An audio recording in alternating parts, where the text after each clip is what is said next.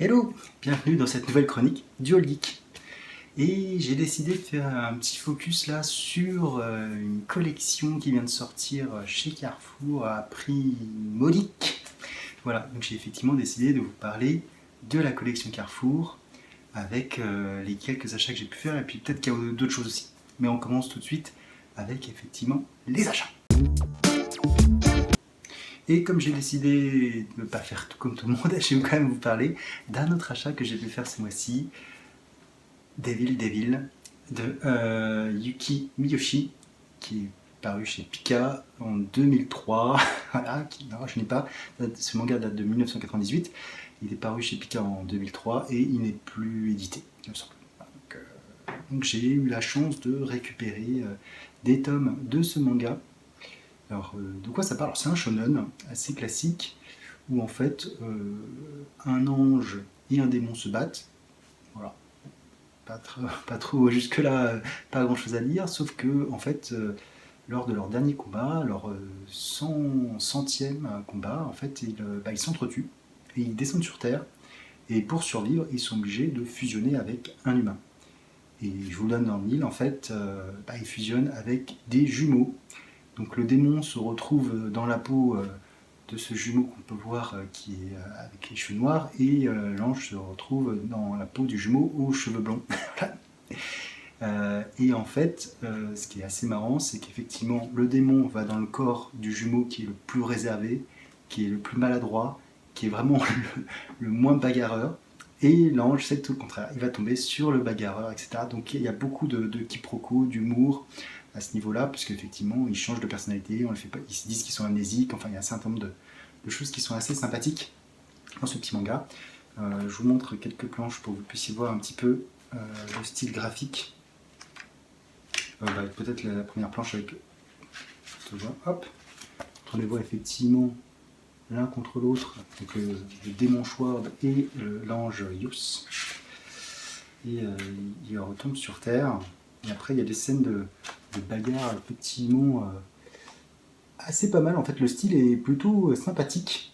C'est un peu old school peut-être, mais ça donne quelque chose de pas mal. C'est une série terminée en 15 volumes. On va suivre les péripéties de nos deux protagonistes. Et comme je vous l'avais dit, on va quand même parler de la collection Carrefour. Voilà. Donc j'ai pas pris tous les tomes cette année, contrairement à l'année dernière où j'avais pris tous les tomes de la collection Obscure. Pourquoi? Parce qu'en fait, il y a certains tomes pour lesquels j'avais déjà tout. Je pense notamment au Captain America Iron Man, où j'ai Avenger Prime de Bendis, déjà, donc une autre collection. J'ai également Spider-Man, Astonishing Spider-Man, je les ai en kiosque. Voilà. Et puis la partie avec Madureira, en fait, je trouve que le papier, ça va pas du tout pour les couleurs. Les couleurs sont très vives et nécessitent un papier glacé. Et là, du coup, je trouve que le papier absorbe complètement la couleur de la deuxième partie de Madureira et je suis très déçu. Et puis j'ai constaté autre chose aussi en relisant. Si vous avez acheté cette version du Spider-Man, vous n'avez pas cette planche qui a priori n'existe qu'en kiosque. Puisque même dans le trade paperback ou dans la version deluxe qui est sortie, c'était sur cette planche. Alors je sais pas pourquoi. C'est vrai que du coup avoir 3 planches c'est un peu plus compliqué, mais voilà. Pour ceux qui s'intéressent, donc c'est dans le numéro 135 du kiosque Spider-Man. Donc voilà, donc j'ai pas pris Captain America, j'ai pas pris Spider-Man, je n'ai pas pris non plus Winter Soldier et The Falcon parce que j'ai l'impression qu'il y a beaucoup de trucs de Run de Brubaker, donc du coup je l'ai pas pris. J'ai pas pris le Daredevil parce qu'il y a beaucoup de Frank Miller et la partie Ultimate ne m'intéresse pas parce que le personnage dans le monde Ultimate est vraiment on s'en quoi. Il y a très très peu d'histoire avec lui, donc je voyais pas l'intérêt de prendre sa relation avec Elektra, qui a déjà à mon avis été bien faite dans l'univers normal et je voyais pas trop l'intérêt. Peut-être que je reviendrai, hein, parce qu'effectivement, vu le prix, peut-être que ça vaut le coup. Je l'ai pas lu cette mini, mais du coup, j'étais un peu réticent. Qu'est-ce que je n'ai pas pris? Deadpool et Cable, je l'ai pas pris. Voilà, j'avais pris le Deadpool l'année dernière et voilà, donc sans plus, donc je l'ai pas pris cette année. Qu'est-ce qui reste? je ne sais plus. Je ne sais plus. Il doit pas en rester beaucoup, mais voilà, donc là j'en ai pris 5, donc il doit en manquer 5, hein, voilà, donc le dernier, je sais pas, je le retrouverai peut-être. Puisque oui, c'est Grandes Alliances, je sais plus qui j'ai pas. Voilà. Donc du coup, ce que j'ai pris, parce que c'est plus finalement ça qui m'intéresse, j'ai pris Wanda et la Vision. Parce qu'effectivement, il y a la mini qui fait avec les West Coast Avengers. Voilà. Même si le premier, je l'ai lu, hein, pas entièrement, même si l'annual qui au début, qui arrive, je crois, en plein milieu d'un arc sur les Avengers avec la Madone Céleste, j'ai trouvé ça assez compréhensible, assez difficile à comprendre, comme ça, de bout en blanc. Alors, effectivement, c'est important pour les personnages vu ce qui se passe, mais je suis pas sûr que c'était le meilleur épisode à mettre. J'ai trouvé ça un peu bizarre. Enfin, bon. Donc j'ai pris ça. J'ai pris également Thor et Iron Man. Donc, sachant que toute la première partie c'est Thor Ragnarok, qui n'a pas grand chose à voir avec une alliance. Il y a un petit moment Captain America et Iron Man, mais c'est très très bref. Par contre, la deuxième partie, effectivement, ils sont vraiment tous les deux. Bon, là, ça se comprend. J'ai pris également Doctor Strange et Spider-Man parce qu'il y a beaucoup de team-up en fait. Voilà, donc c'était plus. J'ai pas les Spider-Man team-up, je les ai pas pris parce que pour moi c'est anecdotique. Je trouve qu'il n'y a pas de fil rouge. Je trouve que c'est des épisodes qui amènent pas grand-chose parce que c'est sur un épisode. Voilà, donc du coup je les avais pas pris.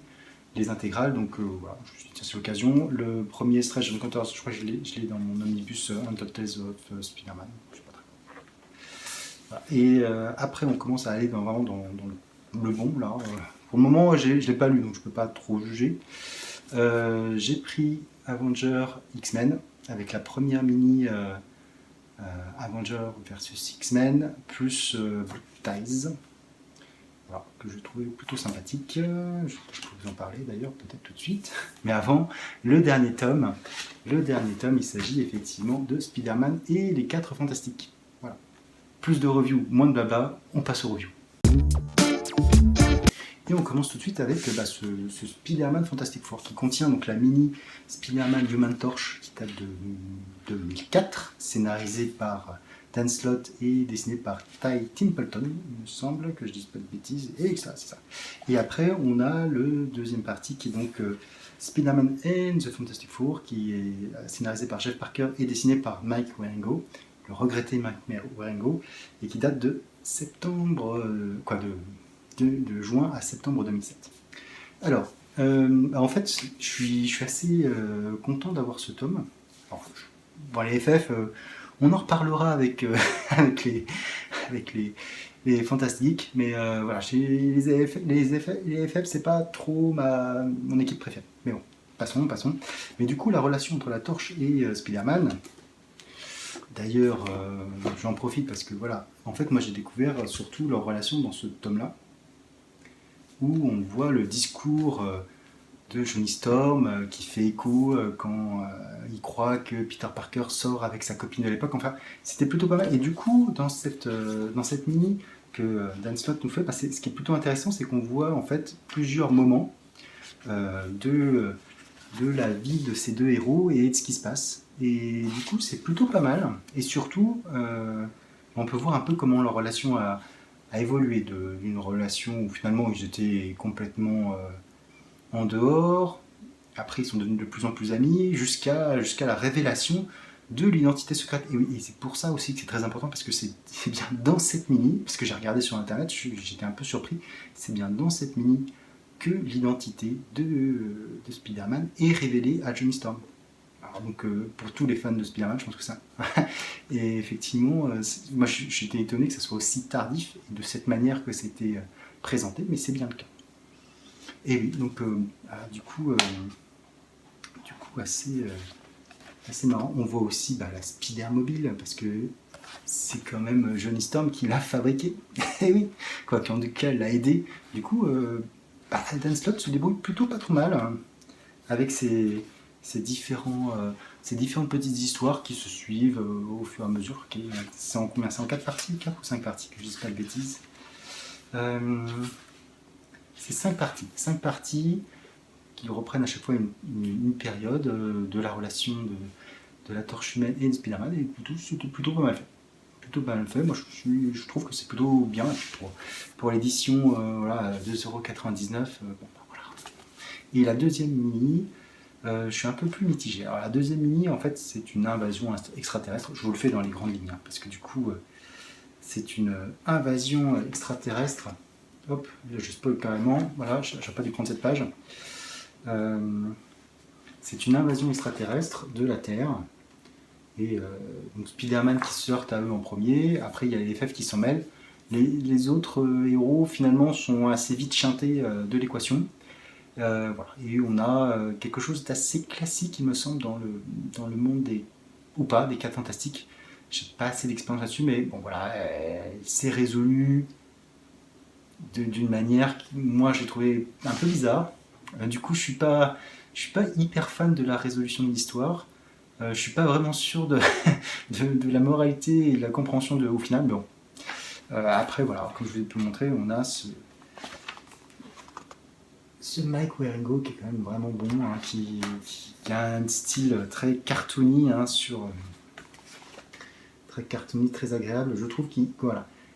Alors qui bah, de fait va entraîner un petit peu de couleur et pas forcément d'autant de dramaturgie que le récit pourrait en avoir, parce que comme une invasion extraterrestre assez importante finalement, mais qui, de par les dessins, on est peut-être moins impliqué que si on avait un truc très très sombre, mais du coup, ça reste agréable, ça reste lisible, ça reste du popcorn. Pour moi, c'est vraiment ça. En gros, c'est du popcorn, c'est une histoire qui se veut plutôt sympathique et qui va pas chercher très loin. Voilà, c'est en 4 épisodes, il me semble que je dis pas de bêtises là aussi, parce que c'est à 4 épisodes. Voilà, bon, bah, ça reste honorable. Voilà. Donc dans ce Facile Cool, on a quand même 9 épisodes. 9 épisodes, c'est plutôt pas mal. Hein, voilà. Donc, on a un petit peu de rédactionnel comme d'habitude au début, pas énormément. Hein. On a un petit peu de couverture. Voilà. Ah oui, on a aussi, j'avais oublié, en fait on a 10 épisodes, parce qu'on a aussi le premier annual qui est dedans, donc on a même 10 épisodes. Donc voilà, c'est quand même vraiment voilà, le premier Strange Tales annuel numéro 2, c'est 63, Stanley, Jack Kirby. Donc c'est plutôt un... Quoi. Moi je suis toujours étonné de la... Alors certes, c'est Carrefour qui est derrière, etc. Ils ont un réseau de distribution qui est quand même très important. Ils mettent ça sur des gondoles en tête de magasin. C'est vrai que la communication n'a rien à voir avec... Voilà, c'est peut-être un peu dommage qu'on n'arrive pas à avoir des titres comme ça, parce que du coup, tout le monde va s'y retrouver. Logiquement, quand on sort un produit à ce prix-là, c'est que tout le monde s'y retrouve. On ne vend jamais à perte. Personne ne vend à perte. Et comme d'habitude, voilà, jusqu'au 30 septembre. Au 30 septembre, ça passera normalement à 9,99. Donc là, bon, on est en mai, ça laisse quand même pas mal de temps. Sachant que je suis pas vraiment sûr que les prix changent. Je sais pas. J'ai pas tenté hein, pour voir si des vieux numéros étaient toujours, parce que j'ai vu des vieux numéros de la Star Wars et Collection Obscure qui étaient toujours disponibles, mais bon, je sais pas s'ils sont passés à 10 € ou pas, peut-être. Mais voilà. En tout cas, moi cette collection, je trouve que c'est quand même vraiment pas mal. Alors, je me demandais bien ce qu'ils allaient sortir cette année. Les grandes alliances, c'est plutôt pas mal. Alors on reste quand même sur des héros assez classiques, hein, toujours pas de Hulk. On n'a pas de Black Panther aussi cette année. Bon, bah, faut dire que Black Panther, peut-être qu'il n'y a pas de... Dans le thème, il n'y avait peut-être pas de choses. Voilà, bon, on reste sur des... J'aurais bien aimé qu'on ait un Avenger Defender. Ça aurait été plutôt pas mal, mais on l'a pas, quoi, voilà. Bon, c'est pas très grave. Je vais pas non plus cracher dans la soupe avec ce que j'aurais souhaité avoir. Effectivement, je pense qu'il y avait pas mal de choses qui auraient pu être pas mal, hein, parce que la série Team Up de Spider-Man, je pense, aurait pu... Mais bon, Spider-Man est déjà bien mis en avant avec 3 titres, hein, Les 4 Fantastiques, Doctor Strange et Wolverine. Donc bon, peut-être pas à faire que du Spider-Man tout le temps. Je regrette quand même que Hulk ne soit pas dedans, parce que pour les 60 ans du personnage, ils auraient pu faire un effort. Ils auraient pu quand même au moins sortir un titre avec lui.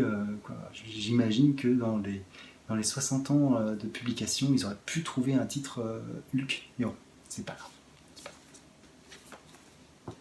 On passe maintenant à la deuxième review. Et pour cette deuxième review, je vais vous parler de Avenger versus X-Men. Avec cette première mini, mini en 4 épisodes, scénarisée par Roger Stern et dessiné par Marc Silvestri. Voilà, petite dédicace à mon ami Chronique d'Escobar. Voilà. C'est les débuts de Marc Silvestri, hein, mais voilà, il a déjà un style très, très agréable. Alors de quoi ça parle?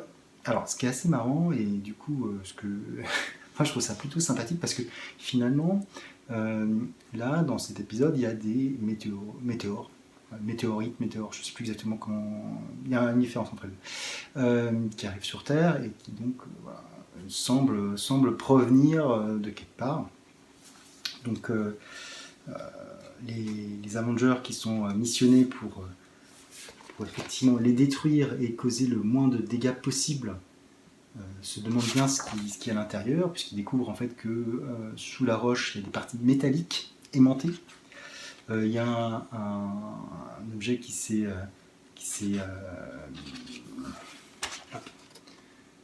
est atterri en Russie aussi, donc du coup on a la garde d'hiver, avec l'équipe russe qui enquête également, et du coup de fil en aiguille il découvre que c'est l'astéroïde M de Magneto qui en fait était dans l'espace et qui s'est désagrégé et du coup retombe sur Terre et du coup Magneto voyant ça commence à percevoir qu'il peut récupérer des choses. Alors Magneto qui dans cette histoire fait partie des X-Men est en pleine rédemption.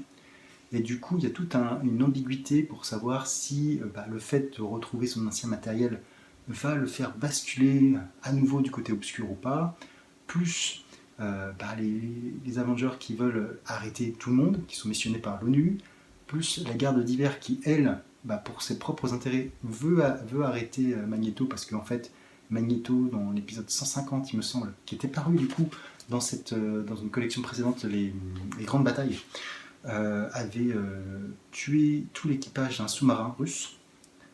Et du coup, ils veulent venger leurs compatriotes morts et du coup condamner à mort.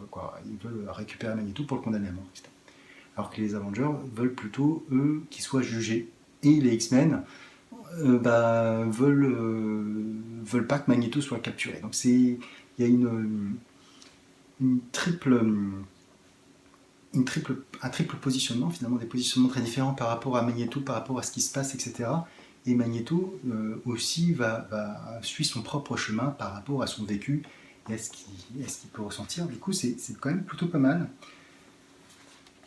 Il y a quand même pas mal de questions morales qui se posent, parce qu'on peut voir toujours la discrimination vis-à-vis des mutants, qui est toujours aussi forte, malheureusement. On peut voir un Magneto qui est hébergé par des réfugiés, mais du coup les réfugiés le traitent en héros parce qu'il s'est levé contre eux. Où est-ce que je le retrouve Du coup, je ne vais pas le retrouver, mais bon. Donc, il est aidé par ces différents réfugiés. Et je ne vais pas le retrouver, hein, vraiment. Voilà. On a aussi un personnage que je ne connaissais pas trop. Voilà. Il y a un affrontement entre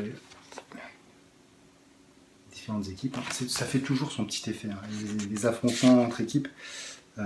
Et du coup, un personnage que je ne connaissais pas trop, mais qui se révèle vraiment très important dans le récit, et que je ne m'aurais pas retrouvé non plus, parce que forcément, je suis complètement pas organisé par rapport à ça. Il s'agit du Docteur Druid. Le Docteur Druid, que je vais retrouver, parce qu'il est au début, forcément. Le Docteur Druid, qui est ici. Et qui a des pouvoirs assez intéressants. Moi, je ne connaissais pas du tout. Très peu, je sais qu'il... Voilà. Pour avoir lu le run de Busiek, je sais qu'il y a des choses qui se passent vis-à-vis de lui. Mais il a des pouvoirs très intéressants, apparemment hypnotiques. En tout cas, il est... alors, je crois qu'il est arrivé... Par contre, il me semble qu'il apparaît dans Under Siege, l'arc où les Vengeurs sont capturés par les maîtres du mal, je sais plus comment ça s'appelle, là j'ai un doute, quand le baron Zemo en fait prend le manoir des Vengeurs, oui. Je crois qu'il intervient dans ce tome, je suis pas sûr, hein. Du coup là j'ai un gros doute. Mais donc il est expert en arts martiaux, mais surtout il prône une manière de faire non violente, finalement, en essayant plutôt de réduire les conflits, en les neutralisant, en se servant de ses pouvoirs pour faire ça, etc. Donc je trouve que c'était plutôt un personnage intéressant, en tout cas, qui... voilà. On a aussi une opposition entre Captain America et Magneto. Je suis pas convaincu sur la finalité, mais bon, elle a mérite d'exister. Il y a quelque chose qui m'a un peu troublé. Je pense que peut-être que les auteurs ne voulaient pas aller jusqu'au bout. C'est dommage, peut-être, mais bon, voilà. En tout cas, c'est une mini qui, moi, franchement, elle est vraiment plutôt pas mal. Plutôt pas mal. En plus, elle donne envie d'en savoir un peu plus sur tout ça. Et je trouve que, de par la collection Carrefour, on a quand même des billes qui nous arrivent, parce qu'effectivement, dans les collections précédentes, on avait cette partie avec le sous-marin russe. On peut voir un peu les antagonismes qui existent entre la Russie et Magneto, etc. Et du coup, c'est plutôt pas mal. Moi, j'aime bien la continuité, ça fait quand même le sel des comics. Sans continuité, on peut pas, voilà, on reste sur des histoires assez figées, alors que là, une histoire qui s'est passée il y a 10 ans, peut ressurgir, a des conséquences, a formé le caractère du personnage. Du coup, moi, je trouve ça plutôt pas mal. Et après, on passe sur la deuxième mini. Alors, deuxième mini qui est un ensemble, en fait, qui est un crossover, plus que c'est pas une mini, c'est un crossover. C'est un crossover et je ne vais pas retrouver tous les crédits. Alors, du coup, là, il y a du monde. C'est Blood Ties en 4 parties, donc qui reprend Avenger 368-369, X-Men 26, West Coast Avengers 101 et Uncanny X-Men 307. Voilà, donc en 5 parties, hein, si je compte bien. 5 parties. Donc sur ce crossover qui va dérouler les différentes choses. Et en fait, ce qui se passe, c'est que l'enlèvement de Luna, la fille de Crystal et de Pietro Maximoff alias Biff Argent, par Fabian Cortez à Genosha, donc l'état mutant en fait où tout le monde s'est fait dézinguer. Enfin, c'est un truc un peu bizarre cet état mutant, moi je trouve. Et du coup, ça crée des tensions. Il y a des tensions énormes dans cette île. Et du coup, on interdit aux Vengeurs d'y aller parce qu'il y a des tensions, des guerres, etc. Alors qu'ils veulent récupérer cette petite. Voilà. Et en parallèle de ça, on a Charles Xavier et le Fauve qui sont accompagnés d'US Agent et d'Henri Girish qui vont se rendre à Genosha pour voir un petit peu l'état des choses, etc. Du coup, les deux histoires se mêlent forcément.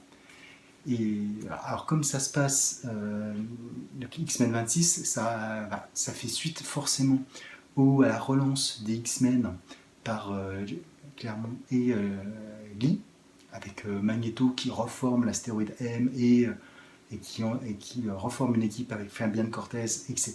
Voilà, donc, alors on est un peu plus loin, donc il y a des choses qui se passent, mais qui sont racontées ici aussi. Du coup, c'est plutôt pas mal, parce que là aussi, on fait le lien, l'astéroïde M, Magneto qui l'avait repris, il n'était pas finalement complètement détruit.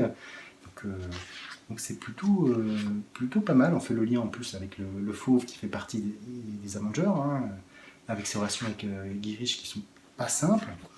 Voilà, donc, on a quand même pas mal de choses. On a des personnages qui évoluent, des nouveaux personnages. Donc, alors ça fait 13 années 90. L'autre série, c'était 1984. Celle-ci, c'est pas 1984, c'est plutôt 1994. Je vais vérifier du coup. 93 et l'autre c'était 84. Du coup, il y a un peu moins de 10 ans qui séparent les deux, et on voit bien que le traitement est assez différent. Il y a le dessin, le traitement, des planches qui sont beaucoup moins dans les cadres, je trouve, enfin, plus dans la narration des années 90, beaucoup plus de comment dire, les physiques exacerbées, les gros flingues, un certain nombre de choses, mais bon, on a du Romita. Je suis penché quelques planches de Romita, parce que mais pas les. Alors, on a toujours Romita. Du Romita Junior. Alors sur des planches qui sont comme ça, alors je sais pas si c'est. Alors, moi je pense que c'est des planches qu'ils ont collées, c'était des splash pages qu'ils ont pas mis comme ça, donc, du coup ça fait un peu bizarre. Bon, admettons un peu. Mais c'est plutôt pas mal en fait, moi je trouve ça plutôt pas mal tout ça. Alors on me dit, j'ai lu que Blue Tie c'était pas la mini, le crossover des X-Men, j'ai du mal. Le crossover des X-Men le plus mémorable, moi je trouve ça assez lisible. Ça va pas révolutionner le game, hein, ça c'est sûr, mais bon, voilà, 2,99€, je suis passé un bon moment. En plus sur des récits qui sont plutôt anciens. J'avais peur, vu la couverture, qu'on nous repompe du Avenger versus X-Men, avec cet event qui était un peu spécial, pas forcément le meilleur event. Surtout que la couverture de Matt Tattoo Junior, c'est ça. C'est vraiment celle qu'on Avenger versus X-Men il y a quelques années. Donc là, on remonte un peu plus loin dans le passé, et du coup, ça permet aussi de voir que les personnages finalement se sont déjà affrontés, ils ont déjà une relation. Il y a déjà des choses qui sont prévues entre ces différents groupes. Du coup, ça donne des choses intéressantes. En tout cas, ça, c'est mon point de vue. Ça donne des choses assez intéressantes. Sur cette review, la chronique se termine. Comme d'habitude, n'hésitez pas à commenter. Moi, je serais très curieux pour savoir si vous avez lu des choses par rapport à tout ça, si vous avez des commentaires sur cette collection. Je ferai peut-être un autre bilan un peu plus quand j'aurai lu les autres, pour voir un petit peu. Mais voilà, après, 2,99€, je regrette. Alors, il va y avoir Urban qui est fait. Alors, c'est sûr que d'autres éditeurs ne peuvent pas faire ça.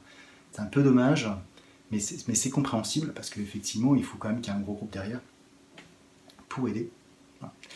Donc, mais peut-être que Kiun, du coup, qui a fait une opération avec Carrefour, va refaire une opération. Ça serait pas mal. S'il pouvait sortir Prophétie, ça serait pas mal. Ça m'intéresse. Voilà. Donc sur ce, n'hésitez pas à commenter, n'hésitez pas à liker, n'hésitez pas à vous abonner si ça vous plaît pour d'autres reviews, etc. Et sur ce, je vous dis ciao.